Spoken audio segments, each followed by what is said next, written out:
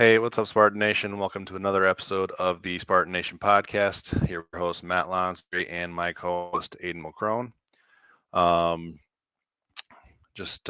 we wanted to jump on and talk about some Michigan State recruiting and some the Moneyball Pro-Am tournament that just started yesterday. Aiden, looks like your mic's muted again. Yeah, I got it. Okay. Um, and so yeah, we'll jump right into that. First of all, I guess happy holidays, everybody. There's with the 4th of July weekend. Congratulations for those who've made it through their last work day of the week and can now enjoy some time for the holiday. And yeah, with that, we'll just kind of jump right in it. We talked a lot about Michigan State football recruiting on our last show, and previewing who might be the next commitments for Michigan State. And they did get some over this last week. So the first was 4-star running back Anthony Carey out of Carolwood Day in Tampa, Florida. Top 300 kid, a big time recruiting win for Michigan State's running back coach Ephraim Reed and Mel Tucker. I think on our last show, Aiden, we talked about the fact that in the Tucker era, Michigan State has mostly brought in running backs via the transfer portal, and those have been the guys you kind of plug and play. Kenneth Walker, Jalen Berger. So it's nice to see them make land a big fish from the high school ranks. Michigan State also landed a 3-star corner in Sayer Torrance, or defensive back from Syracuse, New York. He was a former Syracuse commit, and when Michigan State hired Jim Salgado from the Buffalo Bills, this was one of the first offers that Salgado made as a Michigan State assistant coach, and developed a quick relationship with Torrance, and again brings in a guy who's going to add to that depth. Defensive back is one of their strengths, I think, of this class far. I mean, it's a class still, but what they've done at defensive back looks good. And then a pair of twin brothers who play offensive line in Mercer and Charlton Lunieski. And so another position group where Michigan State has really solidified in this 24 class is the O-line. I think they've got 4 offensive line commits right now, and three or 4 defensive backs. So those position groups, again, seem to be the strength or the backbone of the class right now. And then you add a really talented kid for at running back. So Aiden, what was kind of your reaction as you kind of saw 4 commitments this last week? There's been some angst, I think some worthy angst about this class going back a couple months, but it seems like this class is trending in the right direction now. Yeah, definitely. I mean, 8 of the 9 commits right now are either O linemen or defensive backs, which that was where they've been lacking depth the past 2 seasons. Um, so just for that matter, I think it's great that they're assessing that. I mean, we can talk about this a little bit later, but they might be adding another defensive back and potentially more alignment too. So Right. having, five linemen and 5 defensive backs will be big. Adding to that depth. I know Coach Tucker really talked about that this whole off season about how they feel like they've added more depth than they've had since he's been at MSU. I really liked Torrance. I think I he was a player I mentioned last podcast, and yeah, again, finding some kind of under the radar defensive backs. Obviously, that's Salgado's first kind of guy that he really landed. I know uh, Jalen Thompson and Cameron Campbell and Powers are already committed, but that was really someone he kind of recruited himself that the staff wasn't already recruiting that hard. So yeah, I think that's a big step for the defense. I think carries a big land. I know he's from Carrollwood Day, which is where incoming freshman corner Eddie Pleasant played. So I think there is a bit of a an established relationship there already.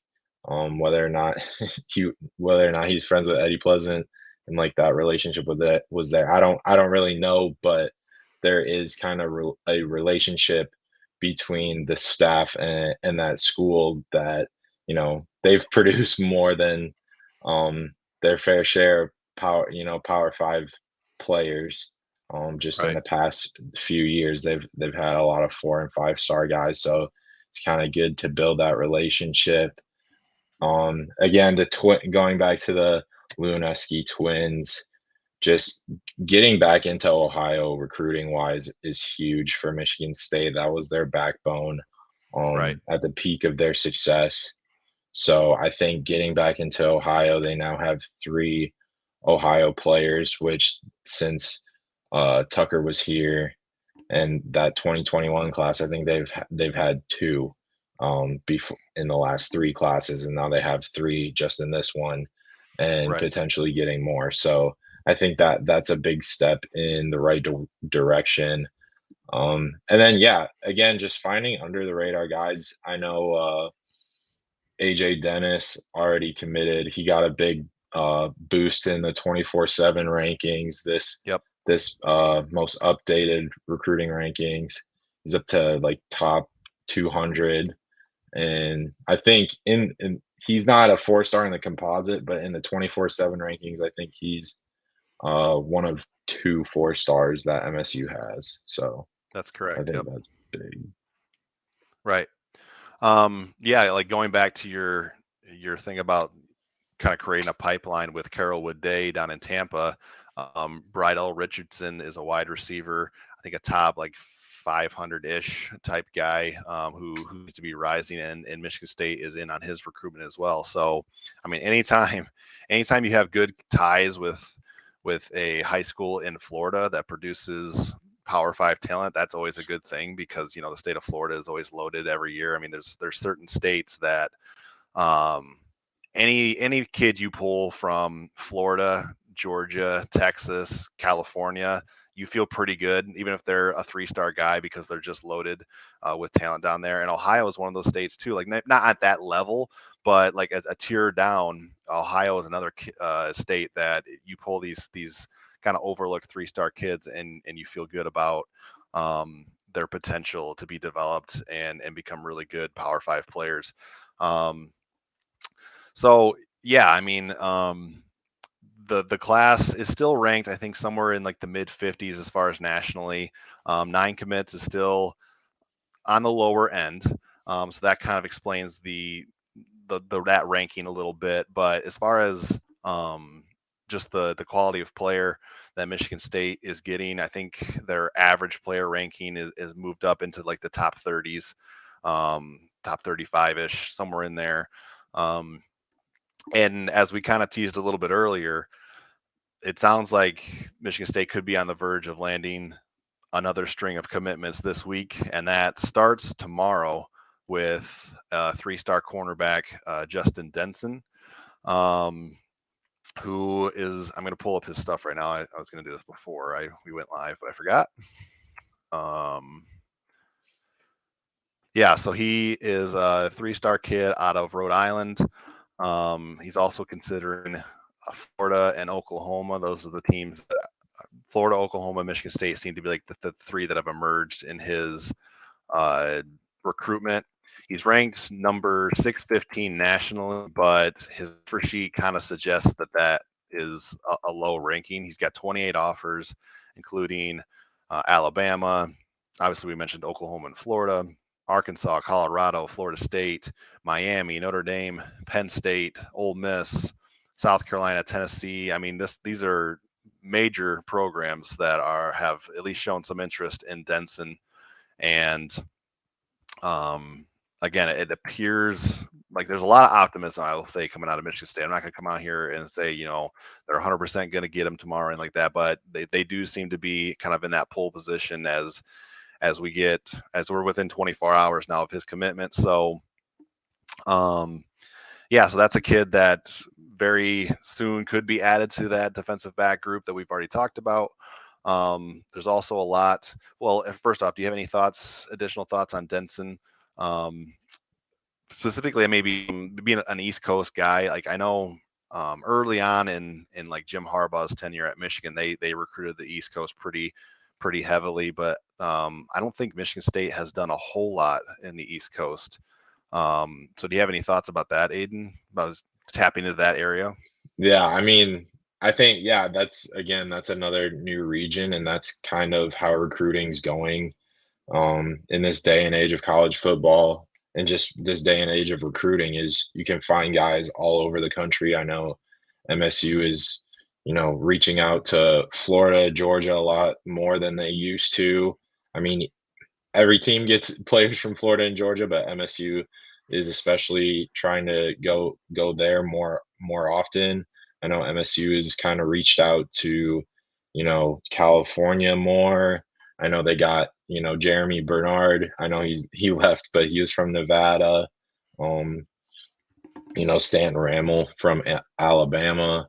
I know they recruited Samson Okunlola, which obviously he went to Miami, but he was from Massachusetts. So just yeah, the day and age of recruiting right now is it's all over the country and that you can find guys everywhere. So yeah, I think, Denson is just another player that shows that, you can reach out to you know, across the country. Sure. Um, another guy who Michigan State could be on the verge of adding to the class is three-star quarterback Henry Hasselbeck, who is the son of longtime NFL quarterback Matt Hasselbeck. Today, within the last hour or so, Henry Hasselbeck was committed to Maryland to play lacrosse, but he has seen his football recruitment kind of take off in recent weeks. And I think Michigan State might have been one of the schools that kind of led the charge on that as far as recruiting him to play a quarterback at a Power Five level. And they brought him on campus for an official visit, and then he came back later in the week for an unofficial visit. Brought his mom with him to check out campus. And so again, Michigan's building a lot of momentum with Henry Hasselbeck. And so that might be your quarterback of the 2024 class. And I know, like, when I think about Hasselbeck, he's a three-star kid. You might hear, okay, he was going to play lacrosse, but now he's being recruited to play quarterback, and that might not excite people. But in my opinion, like for this class, you landed Keaton Hauser 2 classes ago, and he's in a battle right now with Noah Kim to be the starting quarterback. And then last year, you land another 4-star kid in Sam Leavitt from the West Coast, who has a lot of potential. I think he was rated higher than Hauser out of high school a little bit. And so you've got a couple potential future studs at the position. We'll see what happens this fall when Kim and Hauser go at it in fall camp. But I don't mean this as a shot at Henry Hasselbeck at all, but like adding that kind of a quarterback in this class, it kind of makes sense to me. Like I know Michigan State kind of took some bigger swings at quarterback earlier in the cycle and kind of came up empty, but like um I don't think taking a flyer out on a 3-star kid who has a dad who was an NFL quarterback is necessarily a bad thing. So what are your thoughts on that? That dynamic, I guess, between Hauser, Leavitt, and then now Hasselbeck. Yeah, I mean, I think it's a good situation, like you laid it out. Kind of, you stack two 4-star quarterbacks, and then you have another quarterback coming in who is under the radar, but he has the pedigree where his dad played in the NFL for quite Right. a while. So I think in terms of building the program, again, this goes back to just adding depth. I think you have to add depth in every single, you want to have a quarterback in every single class because the transfer portal is so crazy that no matter what happens, you're probably going to lose a guy. Uh, like no matter the situation. I mean, MSU just lost Peyton Thorne, which, if you told someone in January he'd be transferring to Auburn, people would look at you crazy. Right. But, that's just this day and age of college football. So, yeah, I really think that would be a good addition if they do get him to commit. And yeah, definitely gonna be looking forward to the QB competition in the next, upcoming years, especially with, this battle this year. I think this could determine a lot in the future. If Kim wins it, what happens with Hauser? Does Yeah, he transfer? Does he stay? Then you have Sam Levitt, who I'm guessing right now already knows, his role is probably not to be the starter this year. And what right. happens if Kim wins it? Maybe that kind of shines a little light on Levitt, and maybe he thinks he's a lot closer to the job than he thought he was, especially if he gets a year under his belt worth of just being in the weight room and everything else. So I think, yeah, it definitely is going to set up. Either way is going to be a big QB battle for years to come. Right. Um, yeah, I mean the future is I don't want, like, what's the word I'm looking for? Cloudy, but I don't mean that in like a discouraging way. Right. It's just because Michigan State does have a lot of options now, and we'll get a clearer picture of that once the 2024 or 2023 season starts. Because Noah Kim, it seems like he's been around for a long time, and he has. I think he's been in the program for 4 years. I think he's a redshirt junior. So, and he still has multiple years of eligibility left. So, yeah, it'll be interesting to see how this plays out, and how that impacts Michigan State at that position in the years ahead. Finally, like another kid who's making a decision this week is four-star receiver Nick Marsh out of Baroge High School near Detroit. This is a recruitment that has been I don't want to say all over the place, but it's had its ups and downs for sure. Mhm. This is, so Marsh committed to Michigan State back in July of 2022. He was the first Spartan commit in the 24 class. He was a top 100 kid at the time of his commitment. Like, I think he was like right around number 85 or something in the country. Um, and he was committed to Michigan State for 9 months.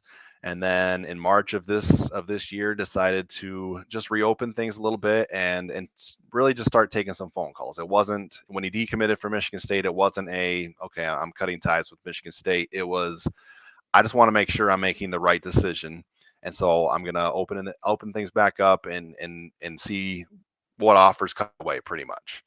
And he's narrowed his list down to Michigan State, Penn State, Pittsburgh, Kansas, and Oregon. He took official visits to four of those schools. Oregon's the only one he didn't officially visit, but he went to Kansas, he went to Pitt, Penn State, and most recently Michigan State this last weekend. For a good stretch of the last couple of months, it seemed like Penn State was kind of in the pole position for Marsh. He talked about wanting to play with a lot of talent around him, and Penn State roster wise is ahead of where Michigan State is in as far as the football program, based on what we saw for the last 12 months or so. And so after his visit to Penn State, they seem to be the leaders. Well, that really shifted in the last 4 or 5 days after Marsh went back to Michigan State for his official visit. He took his mom with him. He took his aunt, his grandma, his couple of sisters, and by all accounts, it seems like Michigan State really knocked that visit out of the park, and they might have retaken that pole position in Marsh's recruitment. There's been some message stuff about Pittsburgh offering a major NIL deal to try to sway Marsh in the last hour here. I don't mean that literally last hour. I mean, as his decision approaches. Um, so yeah, like I said, kind of an up and down recruitment. What vibe are you getting with Nick Marsh right now, Aiden? And what do you think of Michigan State's chances on July 7th when he makes his commitment? Yeah, I mean, I really think it's going to come down to July 7th, where we probably won't have an idea of who's kind of in the lead then. But at the same time, like I've said this before and written articles about this, he is probably one of the most important players that MSU needs to get in order for them to have a successful class. And I truly believe that, just not Right. only the fact that he's, a top 100 player in the country, it is, like you're putting up right here, the Keon Coleman situation, definitely something tricky that they're dealing with. Obviously, again, another player from Michigan, you still want to recruit local and, in the Michigan, Ohio kind of area that you've been successful in before. And just, yeah, the way that Courtney Hawkins has, um, how he's done in the last 3 years as the wide receivers coach at MSU, he's done really well in developing players and finding that talent and yeah developing that talent. And you saw what happened with Jaden Reed. Obviously he's a second round draft pick that people may have thought have could have gone higher. And Keon Coleman, um whatever he said, he's still a product of Courtney Hawkins in some way, and he will eventually get drafted if he stays healthy. So there's that. And then yeah, Penn State, has come into Michigan in the past few years and really taken some quality players and just some receivers for that matter alone. Just like um, thinking off the top of my head, Jahan Dotson, Allen Robinson. I think there's two or three more in there, but Somebody yeah, who Denver drafted, I can't remember his name, but he was a Detroit kid. yeah, KJ Hamler. Yeah, exactly. Yeah. Yeah, that's probably who I was thinking of instead of Dodson. But Dotson was pretty good too. yeah, he was. But to my point, it's not that Penn State does a quality job recruiting. They've done a quality job developing receivers. So they have a ton in the NFL. So there's no blame that he goes there. But again, you want to keep local guys home, and that would be a huge recruiting win. You know, Granted, it's not against Michigan or Ohio State. It is still against a team that recruits pretty highly. Right. Penn State is part of that upper tier of the Big Ten, and then you throw in Oregon, Mhm. who just has the ability to throw NIL offers at just about Yeah. anybody because of the backing they get from Phil Knight and Nike. So yeah, that would be a massive win twice for Michigan State to land his commitment if that Mm. does happen on the 7th. I wanted to answer Keith's question, just kind of the second part of this about Diamond and the rough guys. Um, as far as other offers that Michigan State has made at the wide receiver position, in addition to Marsh, Ozzie Gilmer's not a under the radar guy. He's a 4-star guy out of California. It does seem like UCLA might be in the lead for his recruitment, so I don't know that Michigan State is going to end up landing Quasi Gilmer, but he's another guy who they've heavily pursued this cycle. I mentioned Brydell Richardson earlier in the podcast. He's another 4-star kid out of Carrollwood Day, that the same school that Michigan landed Anthony Carey, the running back from, and Eddie Pleasant, the corner from last year's class. So we'll see what happens if those relationships can land Michigan State another wide receiver in Brydell Richardson. One guy who was kind of on Michigan State's board is Tramar Harris, and he just committed to Purdue today.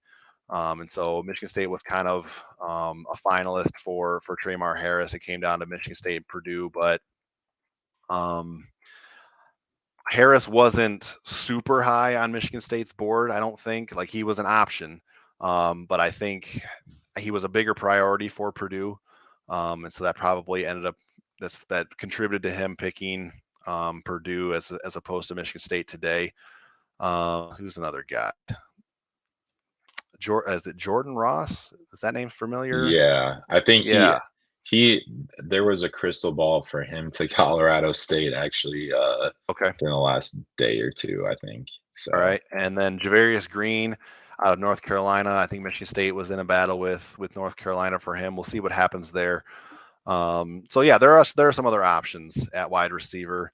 Um, Michigan State has recruited, you mentioned Courtney Hawkins, and then the way he's recruited over the last couple of years. Michigan State is in a pretty good shape with its young wide receivers going forward. So I think they're only going to take a couple in this cycle. If you land Marsh, that's, I mean, anything Marsh and anybody, Right. that's a good receiver haul for Michigan State this cycle. So yeah, we'll keep monitoring that in the coming weeks. But Michigan State looks like they're in a good position if they can just finish the deal this week with Nick Marsh. There was a couple of other questions that we can maybe get to. Um, this one's not on topic at all, but I'll just address it really quick.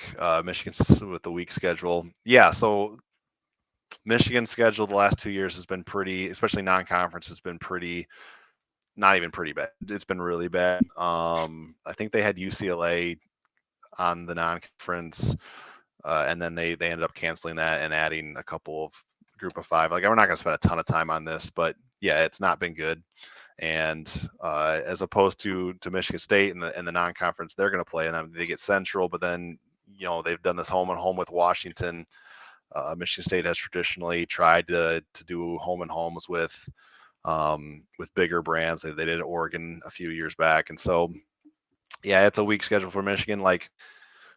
But that's pretty much all we're going to talk about that. But I did want to at least address the question because we were asked, and so we see you, Dustin. Cameron asked about NIL money. I mean, the NIL money comes from boosters. I know Matt Ishbia was in the news a couple weeks ago with there was a certain NIL thing that he was doing with Michigan State athletes that needed to be discontinued because of his new ownership of the Phoenix Suns. But like, Matt Ishbia is still very much involved in NIL efforts at Michigan State. That didn't go away. They didn't lose him as like a sponsor or a donor or anything like that. So by a lot of accounts, I think Michigan State is doing fine in NIL. I think there's always room for improvement, but there's a certain contingent, I think, of fans, and I think the fans bases have this contingent within themselves that we're behind in NIL. We need to do better. Like, yeah, that's a mindset that you should probably have. Like, how can we improve this? But Michigan State's not way behind in NIL. I think they're doing okay in that department, and so I don't think that should be a major concern. And NIL is on very shifting ground constantly right now. It's very new. It's changing all the time. And that's the IRS recently ruled that donations towards like collectives are no longer tax refundable or things or something like that. So that's going to change things. But no, I don't think there needs to be too many concerns with NIL at this time. I think Michigan State's doing okay. Let's see, was there any other questions? Yeah, Keys to Wisdom mentions that Dan Gilbert, with his ties to the Cavs, he has some restrictions about what he can do too. But again, like, there are ways to work around that. Like, and I'm sure these guys are like these are smart guys. There's the reason why they're billionaires, and so they can find loopholes and work around those to continue to benefit the program. Another guy, this kind of off the top of my head here, but we mentioned Anthony Carey, 4-star running back, earlier in the show. Another guy, another 4-star running back who Michigan State seems to be in a really good position with is Jason Brown. He's another 4-star kid, another top 100 kid. He's out of Seattle, Washington.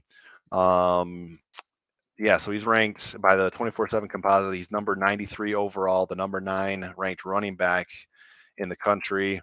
And Michigan State has a lot of momentum in this race as well. He visited on June 23rd. This is the same weekend as Nick Marsh, the same weekend, I believe, as the Lewinsky twins. So, I mean, I got to be honest here. I was surprised with a lot of the optimism that has been coming, and specifically in this recruitment. What are your thoughts on that, Aiden, and where they stand with Jason Brown, 4-star?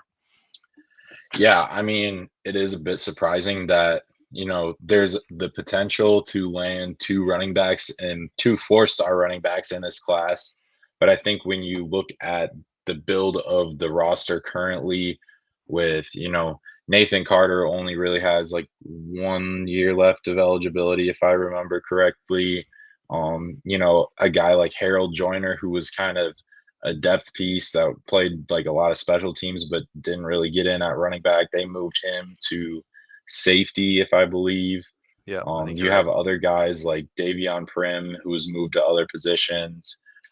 Jalen Berger, we'll see. This might be, if MSU does land Sean Brown and Anthony Carey, this might be kind of a prove it year for Jalen Berger on whether or not, he stays or goes. Um, I'm trying to think of, I think Sean Brown was the other running back that they got in last year's class after Kedrick Reese-Callino flipped to Ole Miss. So, he's a three-star player that, not a lot of people know already. So he was a late addition. So kind of just seeing how, what he's like and could he contribute within the upcoming years, because I do believe that Sean Brown is a player that could come in and contribute right away for them. Again, Jaron Mangum just comes to mind, kind of just throwing names out here. I think he only has a year left in his eligibility. So yeah, I mean that whole running back group, and Ephraim Reed, obviously this is his second year as the running backs coach. Again, they're still in a kind of having turnover. And again, like we talked about, having majority of your running backs since 2021 have all been transfers. I think really, they moved Connor Hayward to a tight end position, and then, Jordan Simmons played a little bit in 2021. We didn't really see him at all last year, but he's really the only guy that this staff recruited that has played in the last 2 years, coming out of high school. So I think Right. they do realize that recruiting starts in high school. And I know there were some articles written about how MSU is kind of similar to Ole Miss in the way that they kind of overuse the portal in a sense, where they're not really establishing a culture through high school and development, which I don't necessarily believe that's true, but that's what coaches believe. So I think for to add, a second running back and a quality running back to this class would definitely again help build that depth for, the future. And I mean, we talked about it on the last podcast. 2024 and 2025 are not easy schedules by any means. So No. adding that depth is definitely crucial for years to come. Right. We talked about Michigan briefly earlier with the whole schedule thing. If you land Jason Brown and you land, or you've already landed Anthony Carey, but you add Jason Brown to that, that can become your Blake Corum and Donovan Edwards tandem. And it's working out pretty well for Michigan right now. So like you bring that kind of talent to East Lansing, and all of a sudden you start running the ball again. And there's been some criticism of Jay Johnson, a lot of it warranted, especially last year with the offense. But in defense of Jay Johnson, when Michigan State had a running threat, their offense looked pretty good. Give credit obviously to Kenneth Walker, and then you had Jalen Naylor and Jaden Reed on the outside, and so you had weapons. But again, these are two weapons that you can add to your roster, and you can, when you have that consistent running threat, it just opens up so much on the offensive side of the ball, even in today's era where teams are passing more than they ever have, quarterbacks are throwing for more yards, more touchdowns, all of this than they ever have before. But it's still, football still comes down to the line of scrimmage, and whoever has ownership of that. So again, that's Anthony Carey, already a big win. We'll see what happens with Jason Brown. That's not a recruitment that um, I don't think is going to have a swift end. Like we've talked about how certain guys like Denson and Marsh have commitment dates upcoming. Brown's recruitment is probably going to trend into the fall. He did, I can't remember which site he talked to, and he talked about maybe committing in August. But I think that would probably be like the earliest that he's going to commit. So we'll see what happens with that. But it is exciting that um, Michigan State is right there in his recruitment. Um, let's see. Well, Cameron talking about being excited for basketball. Maybe that's our cue to maybe shift gears a little bit here. All right. So we're going to talk a little bit of basketball here. For those of you who don't know, the Moneyball Pro-Am Tournament opened yesterday at Holt High School in Lansing. This is a tournament that's been going on for how long has it been going on for, Aiden? I Like, think it started in 2007, if I remember correctly. okay, the Moneyball Sportswear is owned by a Michigan State alum. The name is escaping me at the moment, but yeah, this is an opportunity for Michigan State players to they split them up and add them into different teams, and we get different duos of guys. Aiden wrote a story about this a day or so ago about the matchups that Michigan State had. I think AJ Hogard was playing with 5-star freshman Xavier Booker. Jeremy Fears was on his own as far as Michigan State guys on his team. Cohen Carr and Garrick Norman, their freshmen, they got paired together. And so, yeah, this went down yesterday. It started yesterday. It's going to carry on into like early August. I had originally planned on going over there and checking it out. I didn't. I did not end up doing that. My plan was my nephew was playing at a basketball camp at Cornerstone, which is my alma mater. And so I went up there to watch my nephew for a few hours play in a camp. And by the time I got home, I didn't know I had to apply for credentials for it. That was my bad. I could have gotten in because admission is free to the public, so I still could have gone and gotten video and things like that. But after a long day of watching basketball at Cornerstone and coming back home, I just decided I was going to kind of pull the plug on Moneyball this time. But I think I will get over there in the coming weeks. But I did see a lot of reaction on Twitter from different Michigan State beat writers who were there. Obviously, there's a lot of excitement from fans to see this incoming freshman class. And so, yeah, I guess I'll let you take the lead on this. I know you said you knew a couple people who checked it out Yeah. yesterday. Go ahead and take the lead on that. Yeah, I mean, I can just read some stats Sure. that Moneyball threw up. So they did show that Xavier Booker had 35 points and 20 rebounds. Fears had 37 points, 6 assists, 10 rebounds. Jackson Kohler had 28 points and 18 rebounds, and then Cohen Carr had 26 and 18. And I mean, if you've ever been to Moneyball in the past years, you kind of know that it's very more free flowing, not a lot of structure, not entirely the best defense being played, and Right. it's more. I mean, it's a pro-am. It's a lot like the Drew League, where it's more of a showcase or like an all-star game, rather than especially in college and especially with a Tom Izzo coach team. There's a lot more structure. Sure. So I think just seeing the player's ability, I think um a lot of people were impressed, not just, with Cohen Carr's athleticism, because I think people were blown away saying he might be the most athletic player that MSU's ever had, including Miles Bridges, including, a Brandon Dawson or Shannon Brown player. Jason Richardson. Yeah, right. Like he might be the most athletic of them all. But a lot of people, from what I've heard, were a lot they were still really impressed with the athleticism of Garrick Norman and Jeremy Fears.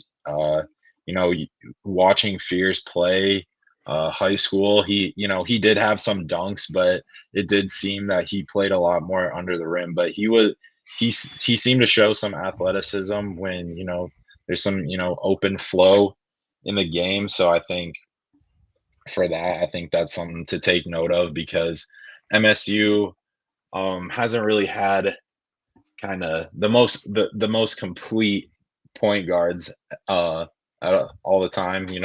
Tyson Walker is a bit undersized.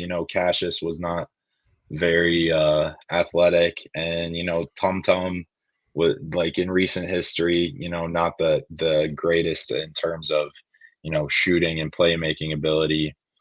So I think there's a lot of people that believe that Fears kind of has all of that and brings that together, which makes him kind of a special player in his own way that, MSU hasn't really had someone who had all the intangibles in one person and one player for a point guard. So I think that's something important to look at. And then, and then Norman, I think a lot of people were impressed about his athleticism. And then going back to Booker, I think what people said is they want to see him be a bit more physical. They didn't see him, back anyone down. He did have 35 points.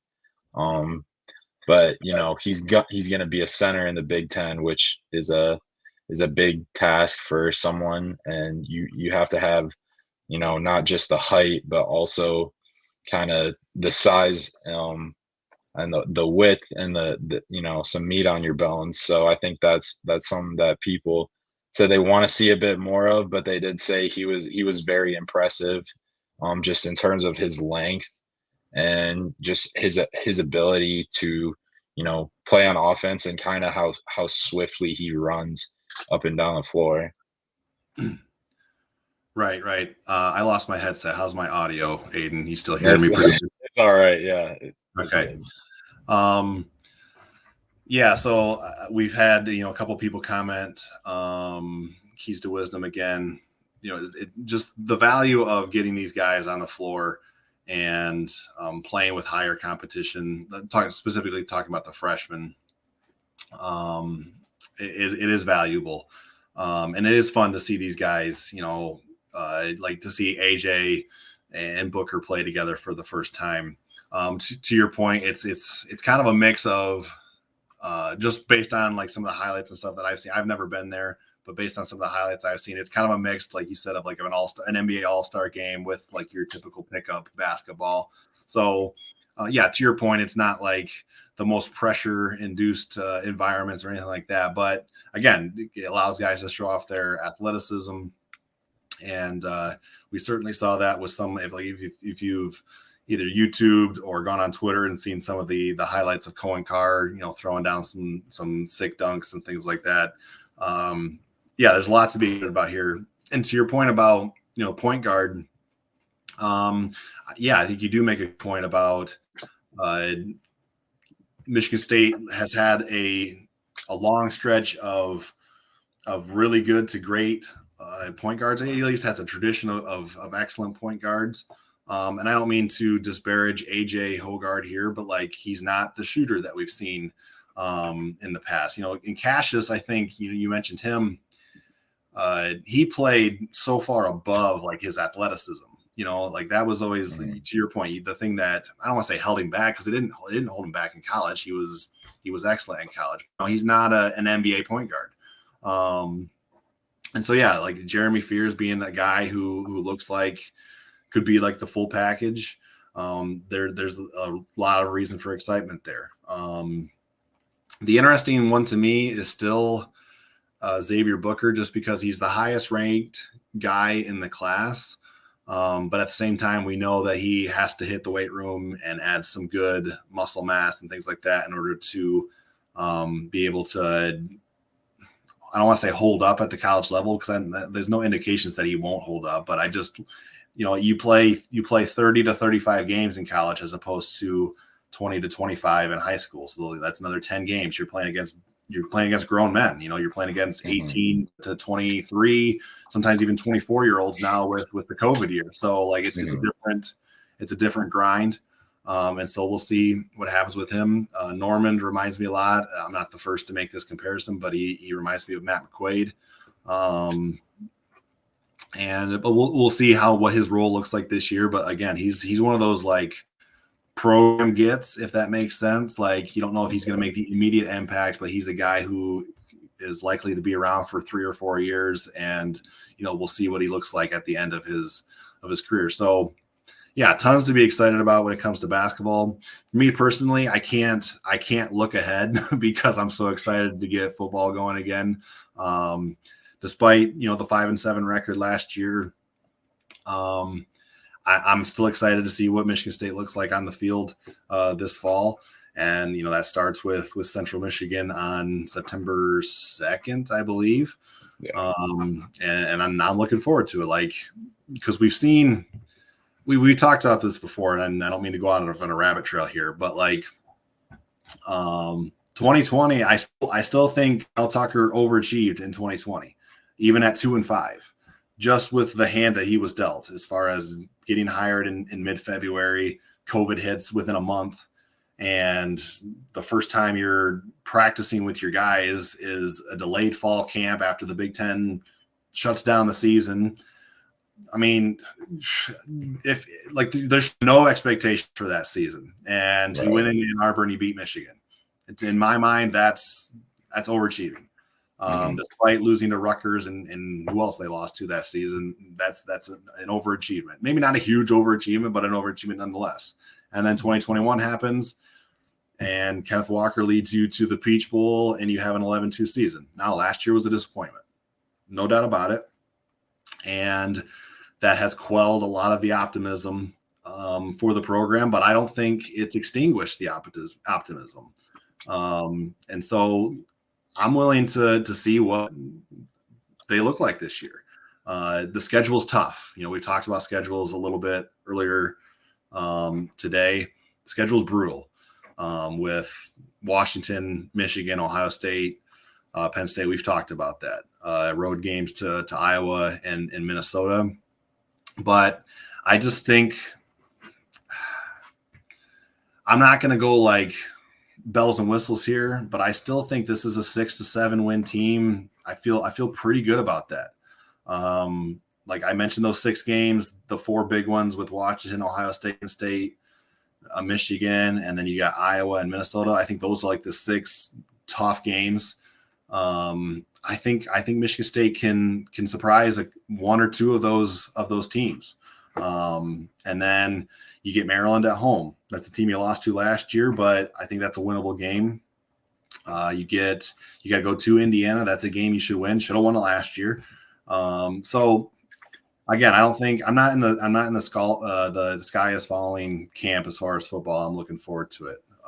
Sorry, I kind of go up on a tangent there, but no, you're good.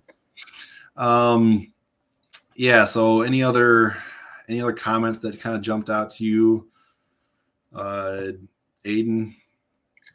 No, I mean, Moneyball, it's always difficult because it does happen, June or July where there's not a lot going on. So you're like, okay, when, Xavier Booker and Cohen Carr and, 3 of the 4 freshmen go off for 30 plus points, it's hard not to get excited, but also, take it with a grain of salt because there are players in the past. And I'm not saying that any of these 3 freshmen, are going to turn out to be bad, because I do think all 3 of them, or all 4 freshmen, have the potential to be great. But, it is happened in the past where, at Moneyball, a guy who's kind of 9th, 10th guy on the bench is scoring 40. So again, like, take it with a grain of salt, but also it does give you a little bit of hope and kind of something to talk about in the long days of June and July where there's no basketball or football going on.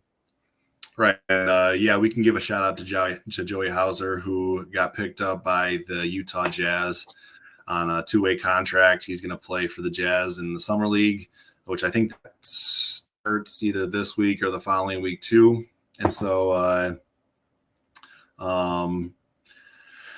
yeah, just we'll see what happens with Joey. I mean, I'm so like just on a personal level, not that I know Joey or anything like that, but just like on a human level, I'm just really happy that Joey had the season that he had last year at Michigan State, because he was a guy who he faced his fair share of criticism his first couple of years at Michigan State. He came from Marquette as with the reputation of being a knockdown 3-point shooter.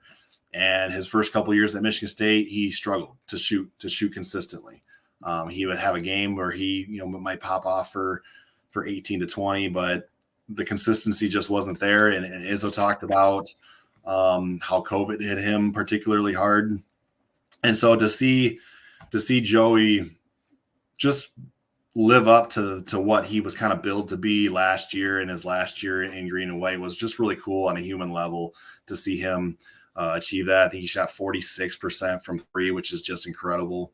And yeah, like that gives you a chance to at least make a roster. I mean, I'm not here going to say Joey Hauser is going to be a future all-star or anything like close to that, but like you can, if you can shoot, you can contribute. I mean, just look at Duncan Robinson, another Michigan guy that, didn't play a lick of defense in college, but he had a very specific skill set, and that was shooting the ball. And he's made a whole lot of money over the last couple of years. So yeah, best of luck at Joey Hauser in the upcoming summer league.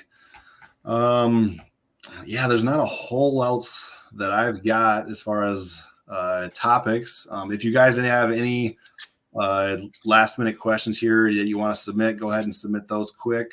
We'll give you a couple minutes here to do that. But yeah, it's just recruiting is starting to heat up for Michigan State. We'll continue to monitor that closely. You can find our stories on our Facebook page, Spartan Nation.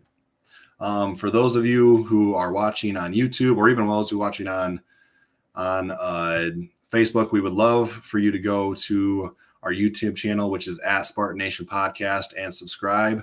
I checked today. We're still a very small operation here. We've got 135 subscribers on YouTube, which is not that many, but that's I've enjoyed watching that number trickle up over the last several weeks, and I kind of wanted to set like a goal.